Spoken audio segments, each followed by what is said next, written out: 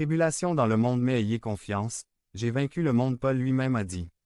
Et aussi tous ceux qui veulent vivre pieusement en Jésus-Christ le feront, subir des persécutions. 2 Tim 3, 12. Nous, dans notre façon humaine de voir les choses perspectives, visualisons la souffrance comme quelque chose de négatif, tragique, illogique, ironique et indésirable.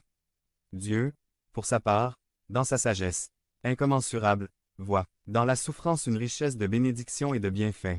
Que nous le comprenions ou non, Dieu a un but pour tout ce qu'il fait. Et permettre à nous, chrétiens, de traverser la souffrance n'est pas sans but, il y en a un ou plusieurs selon l'Écriture. Si nous voyons la souffrance à travers les yeux de Dieu, nous découvrirons certains objectifs qu'il a pour cela. 1. Elle révèle notre caractère, bon ou mauvais Paul, Job, sa femme. La souffrance ne vous fait ni ne vous brise, elle révèle seulement qui vous êtes vraiment. La piqûre dont Paul a souffert lui a appris qu'il était fier et enclin à l'orgueil. Il est presque impossible de parler de souffrance sans évoquer Job. Dans le cas de Job, la souffrance, causée par la perte de tout ce qu'il possédait, y compris tous ses enfants, a fait ressortir ce qu'il y avait en lui. Son caractère, sa fermeté, sa fidélité, sa spiritualité et sa maturité.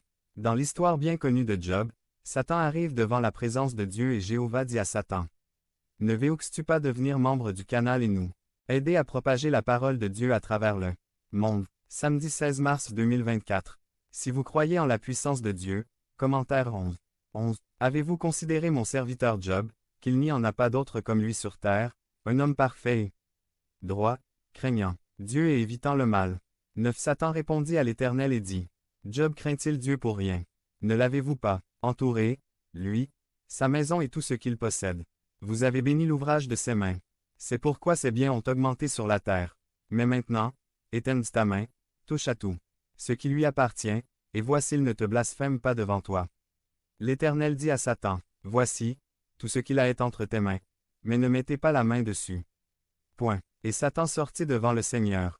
Job 1, 8 à 12. Il est très facile de vivre chrétiennement quand il n'y a pas de problème, quand tout va bien. Il est extrêmement facile de remercier Dieu lorsque tout ce que nous recevons de lui sont des bénédictions, la santé et la tranquillité d'esprit. Mais la réalité de qui nous sommes émergera dès que des problèmes commenceront à surgir. Notre véritable niveau et notre poids spirituel sont mis en balance avec la réalité lorsque Dieu permet que quelque chose de mauvais, de terrible ou même de dévastateur nous arrive. Dans le cas de Job, Dieu lui a permis de tout perdre, y compris ses 10 enfants, le même jour et à la même heure. La réalité de son personnage ne s'est pas fait attendre et s'est immédiatement manifestée. Face à la réalité effrayante d'une telle tragédie,